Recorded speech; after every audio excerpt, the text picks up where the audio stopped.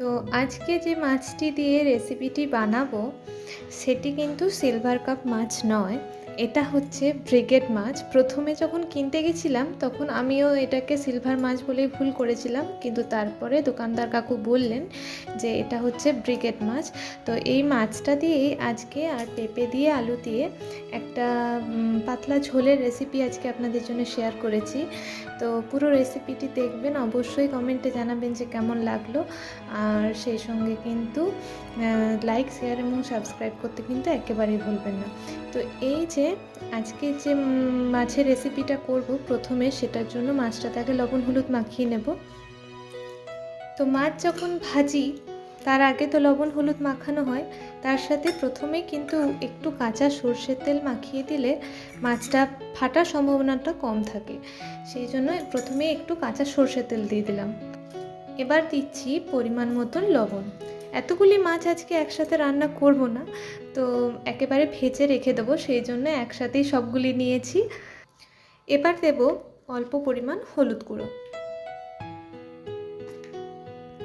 তো চলুন মাছটা ভালো করে লবণ হলুদ মাখিয়ে নিই আর তারপরে ফিরে আসছি। তো ব্রিগেড মাছটা রান্না করার জন্য প্রথমে কড়াতে তেলটা গরম হতে বসিয়ে দিয়েছি। আজকে কোনো বাটা মশলায় রান্না করব না, পেঁপে আর আলুটা প্রথমেই কিন্তু লবণ দিয়ে ভালোভাবে সেদ্ধ করে নিয়েছি যাতে ঝোলটা হেলদি হয়। তো তেলটা ভালোভাবে গরম হয়ে এসেছে, এবার দিয়ে দেবো পেঁয়াজ কুচি।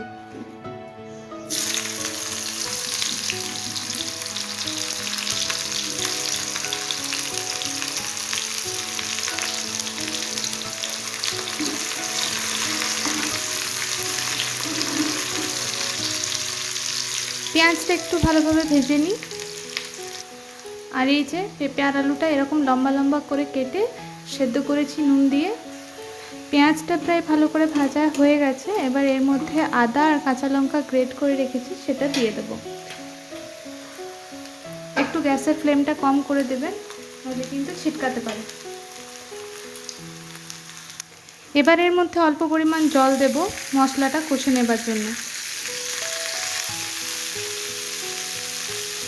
মশলার মধ্যে থেকে দেব পরিমাণ মতন হলুদ গুঁড়ো,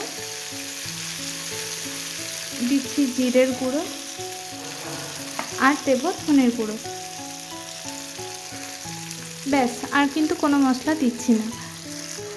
আদা আর কাঁচা লঙ্কাটা বেশি ভেজে ফেলবেন না, তাতে এই ঝোলটার যে ফ্লেভারটা সেটা কিন্তু নষ্ট হয়ে যেতে পারে। একটু কাঁচা কাঁচা অবস্থাতেই কিন্তু জলটা দিতে হবে, সেই কারণেই আমি আদা কাঁচা লঙ্কাটা এর মধ্যে দেওয়া মাত্রই কিন্তু একটু পরেই জলটা অ্যাড করলাম। আর আজকে মাছের পরিমাণ একটু কম, কেননা বাবান মাছ খাবে না বলেছে, তাই আজকে আমার আর আপনার দাদারই মতন মানে একবেলার মতনই রান্না করব, সেই জন্য মাছ আমি অল্প করেই নিয়েছি আর তাকে একটা অমলেট ভেজে দেবো।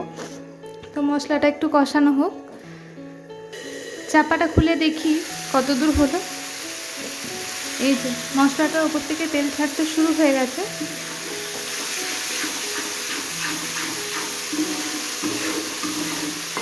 আর একটু হবে, তারপর সবজিটা এর মধ্যে অ্যাড করে দেবো। আজকে কিন্তু ঝোলের মধ্যে টমেটো দিচ্ছি না, এবারে সবজিগুলো অ্যাড করে দিচ্ছি এর মধ্যে।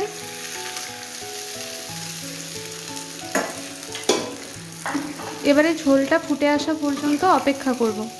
তো চলুন এগুলো ভালো করে মশলার সাথে মিশিয়ে নিই।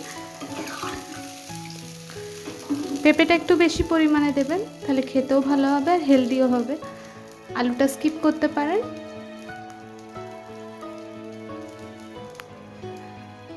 তো এই যে ঝোলটা ফুটে এসেছে, এবার এর মধ্যে মাছগুলো দিয়ে দেবো।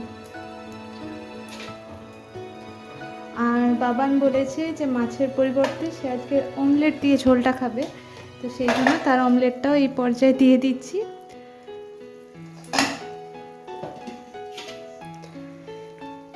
তার এরকম করে খেতে খুব ভালো লাগে, তো সেই জন্য মাঝে মধ্যে এরকম করে খেতে চায়। তো চলুন এটাকে এবারে নামিয়ে নিই, তারপর ফিরে আসছি, আবার এর ফাইনাল লুকটা শেয়ার করব তো আপনাদের সাথে। তো চলুন। তো এই হচ্ছে আজকে ঝোলের ফাইনাল লুক। সকলে কমেন্টে জানাবেন আর সাবস্ক্রাইব করতে কিন্তু একেবারে ভুলবেন না। দেখা হচ্ছে আবারও নেক্সট ভিডিওতে। সকলে ভালো থাকুন, ধন্যবাদ।